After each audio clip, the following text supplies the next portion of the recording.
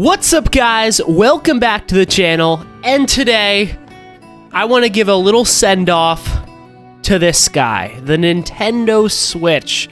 What I believe to be one of, if not the greatest console of all time, and certainly a console that changed my life. I want to give it its proper farewell right before the Switch 2 comes out, and as I'm recording this, we are less than a month out from the Nintendo Switch 2. In fact, in just 3 days, we will be exactly 3 weeks away from the new console. Now, I don't know when you're watching this, it's probably going to be about a week or two before the Switch comes out by the time your eyeballs see this one. But regardless, this is an evergreen video. You could be watching this 5 years in the future. It still holds true. The Nintendo Switch is a special console, and I want to talk about my experiences with it over these last 8 years. And to do that, I want to give you my top 10 Nintendo Switch games. Now, there will be a few honorable mentions, a few other games I bring up, but that is the conceit of this video. It's my top 10 Switch games, and through that, we're going to have some conversations about my experience with one of the greatest consoles of all time. I have the microphone on the holder thingy today so that I can show you the games, because I have all of them physically, besides kind of one. We'll get to that when it comes up. And I'm gonna do the list in chronological order of when I played the game. So it's gonna look a little wonky, and it is certainly not a ranked list, though maybe at the end I'll give you my ranking of the Switch games. But these are my 10 favorite Switch games, again, with a few extras for kind of narrative purpose. You'll see what I mean when we get to them. But I hope you all are as excited as I am to go through this journey of the life of the Nintendo Switch. So the first game I have in my little pile in front of me is a game that I think everyone associates the Nintendo Switch with, and the first game I ever got with the Nintendo Switch, and that is, of course, NBA 2K18.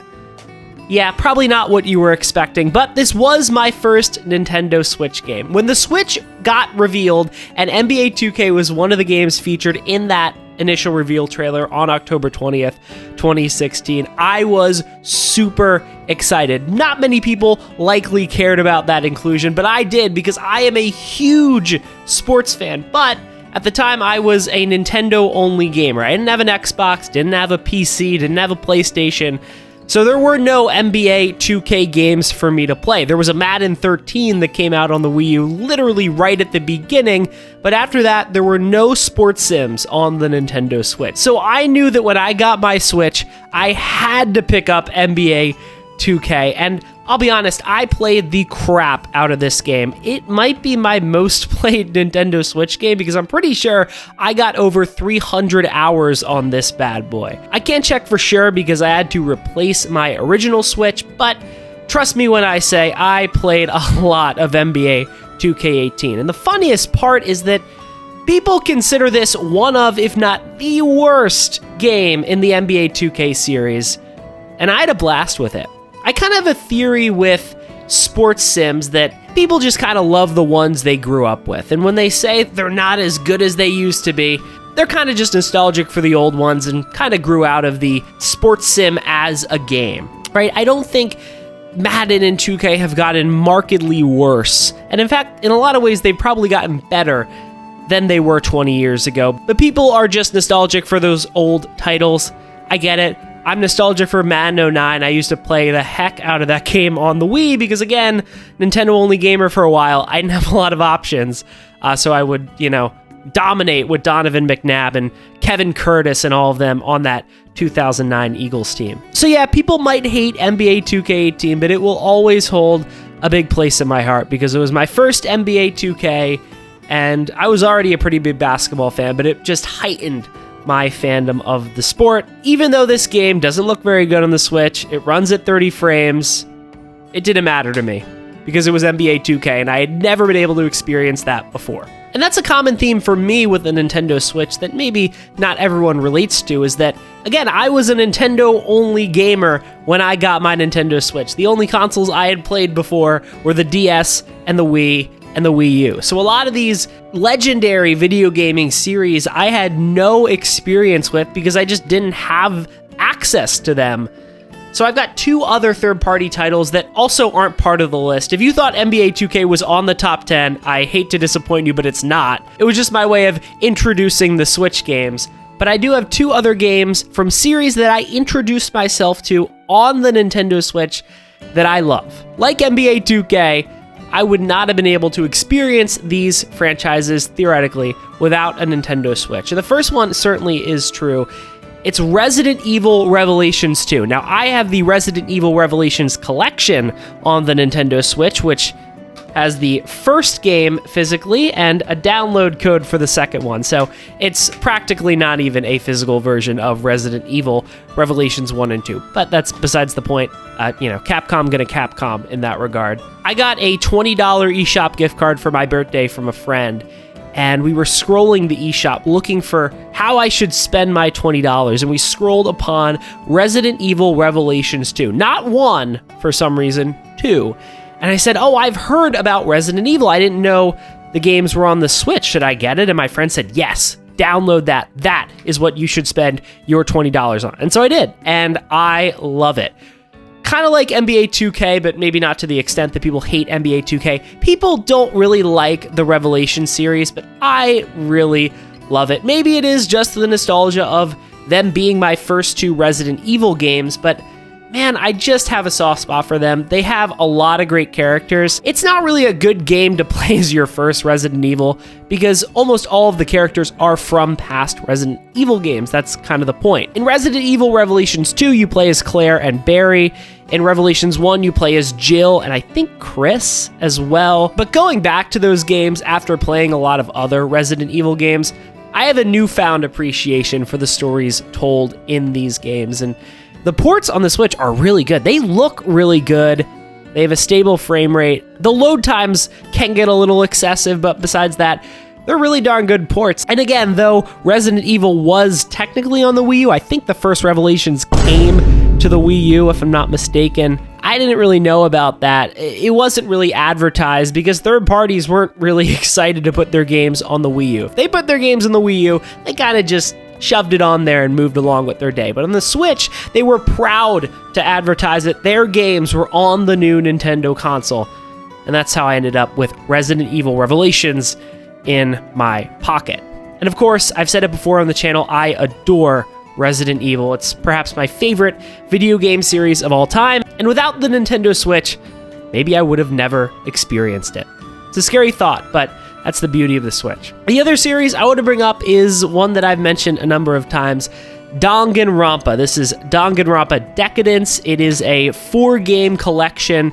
I opened the case like there was going to be anything in it. It's just white. Danganronpa is different than Resident Evil for me in that I could have played it on my Xbox if I wanted to. I played this in 2023. So I had an Xbox for a few years at that point. So it's not exactly the same where I could not have played Danganronpa otherwise. I think there actually is a mobile port as well, if I'm not mistaken. So a lot of ways to play these games. But I saw people tweeting about it, talking about it on the internet. I said, I gotta try it. I gotta get into this series. And I did. Oop, I dropped it. Wow. So I got into the series and I adore it. I have a whole video on Danganronpa, which I don't think is particularly great, but if you want to watch it, maybe I'll link it. If you just go to oldest on my channel, it's the first video if you're interested. I think it's a solid video. It has a script, so it makes sense.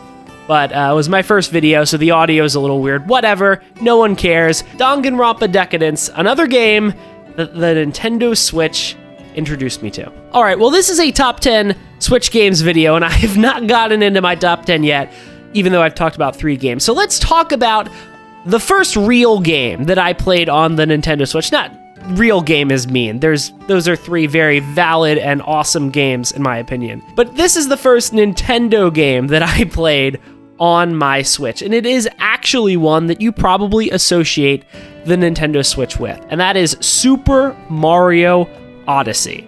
I mean, what is there to say about Odyssey? There's a few games on this list where I'm like, what do I even say about this game that hasn't already been said? But Mario Odyssey is exactly what I wanted out of a new 3D Mario coming off of, 3D World, 3D Land, which are both incredible games. I love, love, love the 3D series, especially 3D World. Its port on the Switch is terrific. Bowser's Fury is awesome. But there's nothing quite like Super Mario Odyssey. The open sandbox environments in this game are so awesome. They're so vibrant and diverse and vast, and there's so many secrets to find. I know a lot of people don't like that there are 999 moons or whatever in this game. I don't care, man. I love collecting every single one of them every time I do a playthrough. If there were 9,000 moons, I would collect every single one of them because Mario Odyssey is just so fun. The movement is incredible. I talked about how cool the environments are. The music is great. Every single little detail of Mario Odyssey feels like it was crafted for me to love it. And I get it. It's not exactly Mario Galaxy 3. It's not exactly 64 2 or Sunshine 2. It is very unique in the Mario series.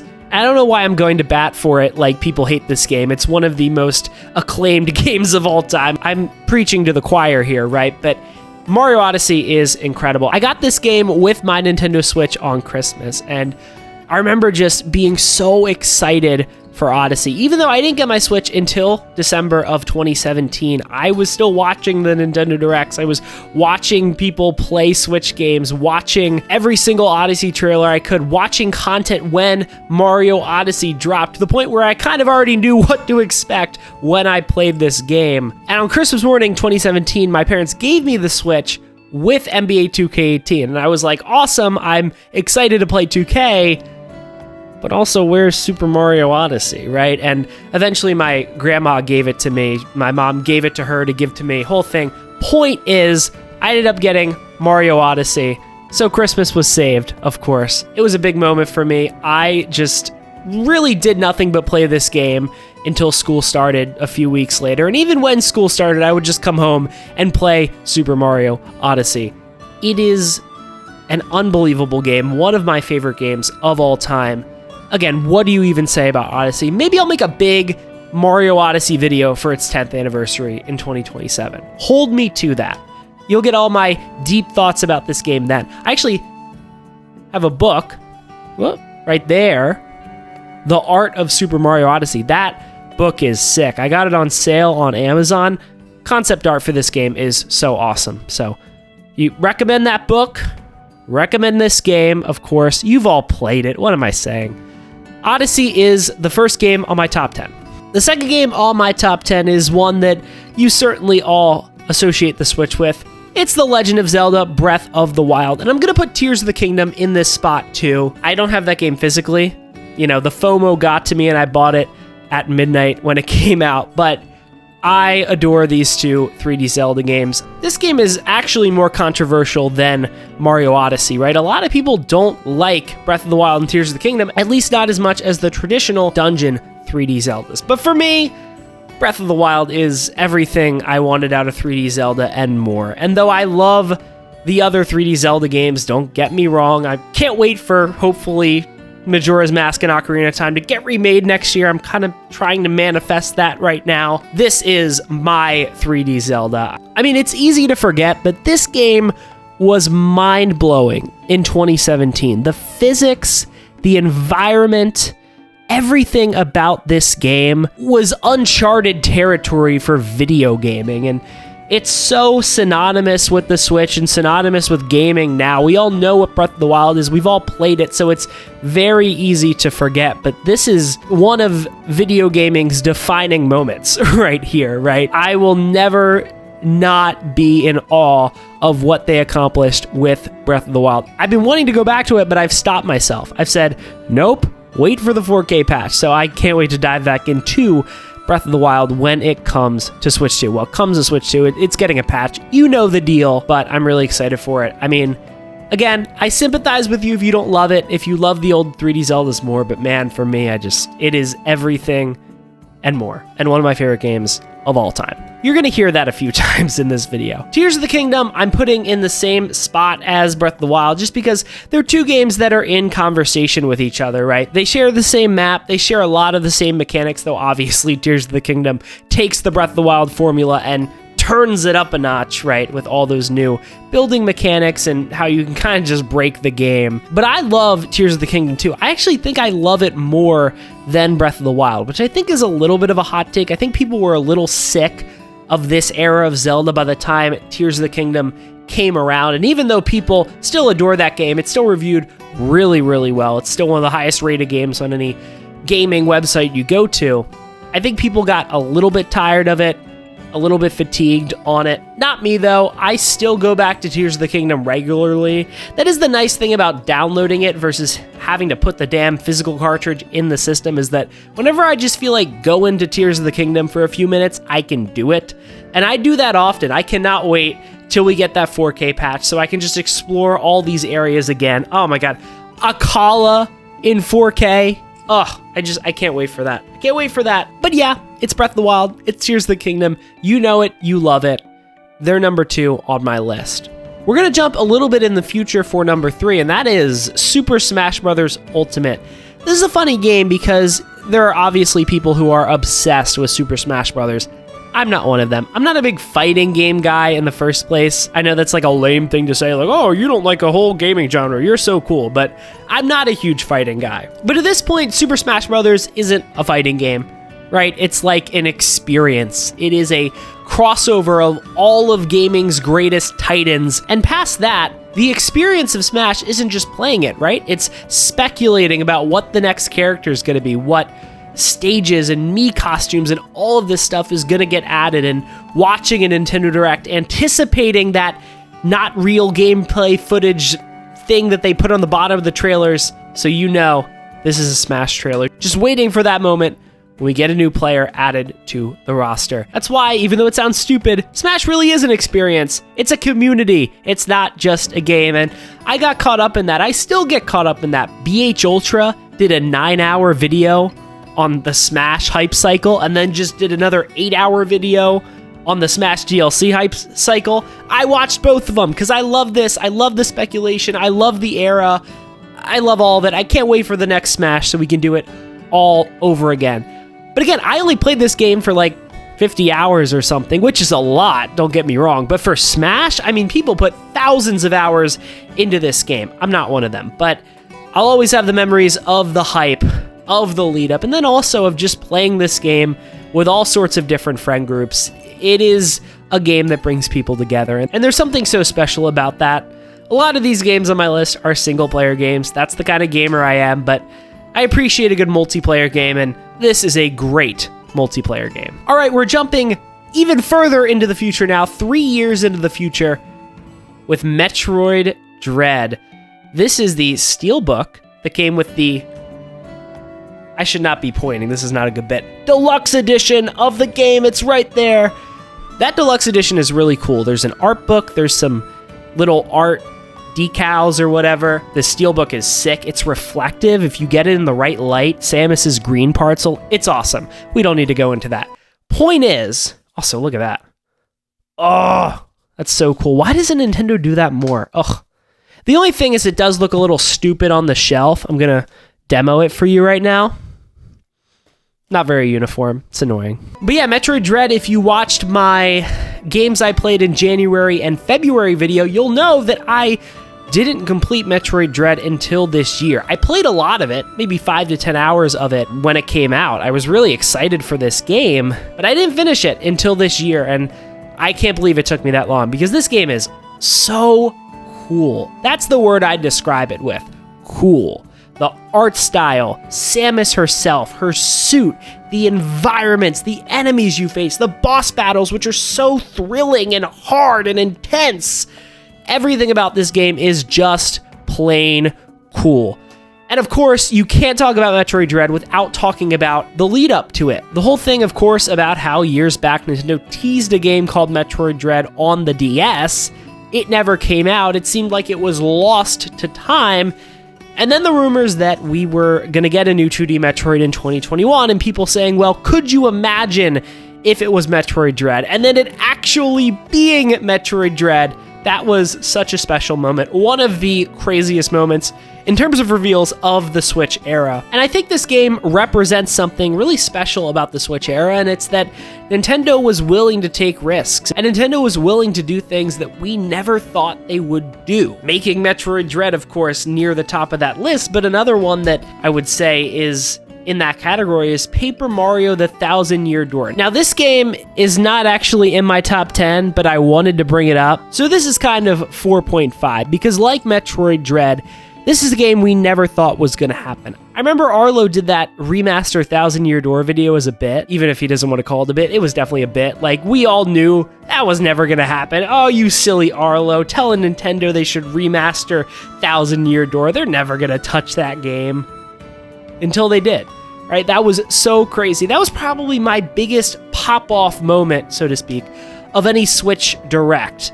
Seeing that book, knowing exactly what it was, and then having my suspicions verified when I saw the game itself being Thousand-Year Door was just unbelievable. And then, of course, this game looks incredible. I know people are disappointed it doesn't run at 60, but man, the graphics of this game are great. I talked about it in my top 10 games, or nope, it was top 5. It was top 5 games of 2024, where just everything in this game is so shiny and glossy. It is how this game was meant to look, even if it's not how this game was meant to run. So yeah, that was 4.5 on the list. Let's get to number 5, Pokemon Legends Arceus. Pokemon, I don't know. Legends Arceus. I also don't know, is it Arceus, is it Arceus? We decided this and then I forgot. I don't know. Pokemon Legends Arceus. This is probably my surprise hit of the Nintendo Switch. I'm not a huge Pokemon guy. I like the Pokemon games. I like the trading card game a lot. But the video games have just never been for me. But when I saw Pokemon Legends Arceus and it was this open world kind of game where you threw the Pokeballs to catch the Pokemon and were in battle and you could move in battle and you could command your Pokemon like you were actually there and you could get hurt and take damage and die. It was exactly what I wanted Pokemon to be for all these years. And yeah, the graphics are bad and the game doesn't run well. But who cares, man? If the game is fun, the game is fun. And this game is a load of fun. I completed the entire Pokédex. I played this game for over 100 hours. I loved every second of it. I can't wait for Legends ZA. They're incorporating like Xenoblade elements into that game with the battle style. It's going to be really fun. And that game's going to look and run well to an extent because it's getting a Switch 2 version. So I'm super excited for that. But this will always be the start. And I don't know if another Pokemon game will ever be as special to me as this one was, because it was just the first game in something truly special and a new direction for Pokemon that I never thought they would take. Speaking of directions I never thought a franchise would take, Kirby and the Forgotten Land. 3D Kirby is something that should have happened a decade ago, but for some reason, Nintendo didn't want to do it until now, and this is easily the best Kirby game, man. I'm sorry. I know y'all love your 2D Kirby. I love my 2D Kirby as well, but this game is just something special. The game is a little blurry, but the art style is just so good. It's so colorful. It's pastel-y. Is that a word? Pastel-y, pastel-like, whatever the case. It takes that Kirby style and turns it to the max, turns it to something really, really special in every way. Obviously, I was bringing up the art style, but even in the gameplay with these new forms Kirby can take, turning into a car and a vending machine and a traffic cone. Like, there's just so much crazy stuff that goes on in this game, and it all works so well. I'm really excited for the new levels, well, remixed levels that we're getting in the Switch 2 edition this August, and I can't wait for the next 3D Kirby, because you know this is coming, because this game sold like hotcakes. It was like 10 plus million or something. We're definitely getting a new 3D Kirby, and I cannot wait, because oh my gosh, 3D Kirby with the Switch 2 technology, the Switch 2 graphics, it's gonna be something else. The next game I have is another one from 2022, and that is Splatoon 3. Splatoon 1 was a big moment for Nintendo. It came out in the darkest days of the Wii U when no one thought there was really any hope for that console. Nintendo gave us a new IP, and it was super exciting, super fun. It was a breath of fresh air for the first time in the Wii U era.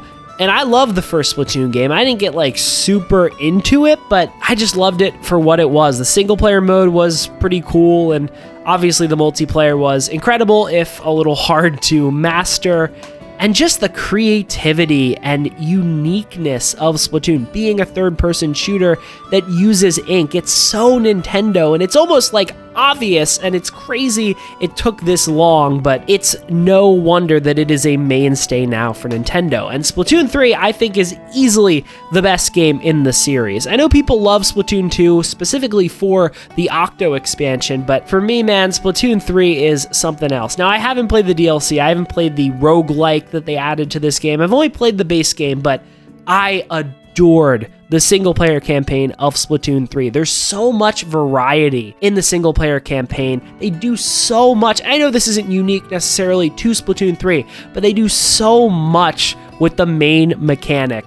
You just wouldn't even believe some of the stuff they come up with to use with this normal ass ink splatter. Like, it is so creative, it's so Nintendo, and the multiplayer is great too. There's so much variety in Splatoon's gameplay. Even if I get totally wiped every single time I play this frickin' game because these sweats online just want to end me, I can't for the life of me get good at Splatoon, but I can have fun with it, is all I'll say.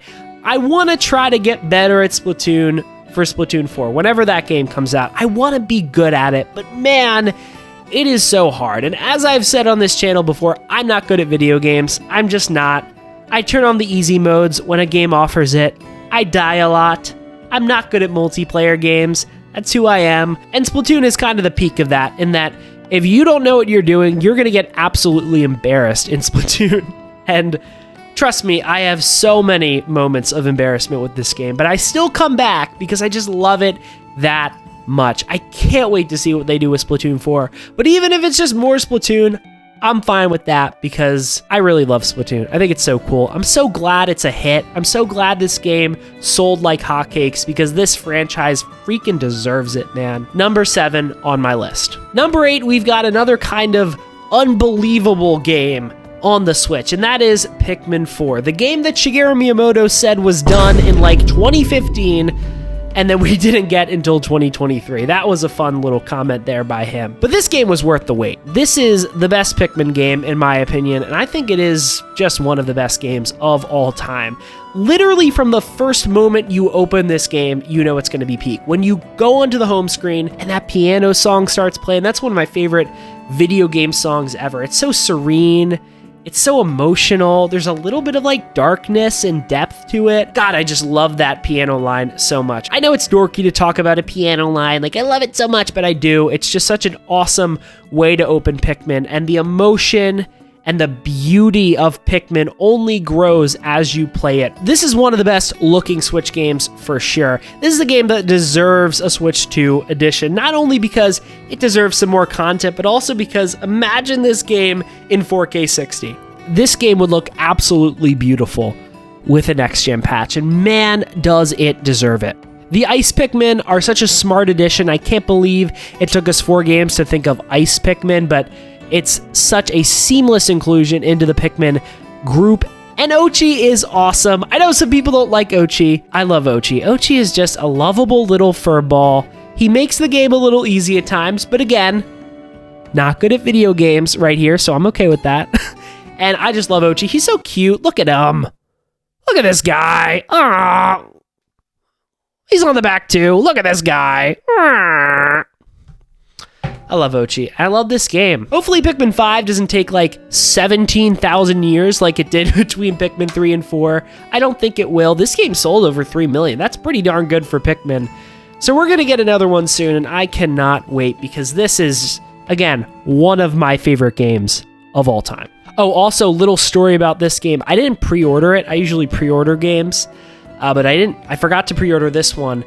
And I checked on Amazon. Remember when Amazon had Switch games? Long time ago. And they were sold out of Pikmin 4. And it said, next shipment coming Monday. I was like, hell no! I am not waiting till Monday to play Pikmin 4. So I drove down to Target. This was the last copy they had at the Target closest to me, which, by the way, is like 25 minutes away. I'm not close to any Target. but this was the last copy they had of Pikmin 4. I lucked out, and no looking back, because this game is incredible. The 9th game on this list is, well, I just showed it. Kind of ruined the surprise. Well, what are you going to do? The 9th game on this list is the most recent game to come out on the Switch. It's Super Mario Bros. Wonder. You saw it like 5 seconds ago. I adore this game. This is the only game, I think, on the Switch that I have 100%ed twice. And granted, I did do a video on Mario Wonder after 100%ing it, so it wasn't just for pleasure, but it was initially for pleasure. I said, man, I just have a hankering to play Mario Wonder again, and then I said, oh, why not do a video on it? Regardless, I wouldn't 100% a game twice if I did not love it, and I absolutely adore Mario Wonder. It is exactly what I've been hoping for years for the 2D Mario series. It's so creative, so vibrant, so full of life. Obviously, you have the Wonder Seeds that do all sorts of zany transformations to the stage, and you have these areas that are so colorful and so unique, and all of these new enemy types that we've never seen before that are so creative. And apparently, I saw this online, Mario Wonder has the most unique enemies in any 2D Mario game, or new enemies, I guess would be the phrasing there. Super Mario World, I believe, is second, and this game, I think, has 30 or something more new enemies. And the point is, they were so creative in this game. They were just in their bag, coming up with new ideas for enemies and stages and gimmicks and all sorts of stuff. This is another one that I'm praying for a Switch 2 version of, because it deserves more content. It deserves, oh my gosh, a 120 FPS patch, a 4K patch. Oh, I'm just thinking about it and just moaning internally at the thought of 4K Mario Wonder. This game already looks terrific. I popped it into my OLED because I wanted to see how long I played this game for, but of course, I got the OLED recently because my other Switch broke, so whole story, it didn't save any of my playtime. That's why I didn't give you any specific numbers. I wanted to, I didn't. But the point is, this game looks incredible on an OLED. Like, it's ridiculous how good this game looks on a Switch OLED. I'm sure it's going to look even better on the Switch 2 when we inevitably get that Switch 2 edition. I feel like that's the most likely one of all of them. I don't know why, I just feel like we're definitely getting a Switch 2 edition of Mario Wonder. Well, number 10 on this list is a game that came out 5 years ago, and technically came out 15 years ago. I hit the table. Xenoblade Chronicles Definitive Edition.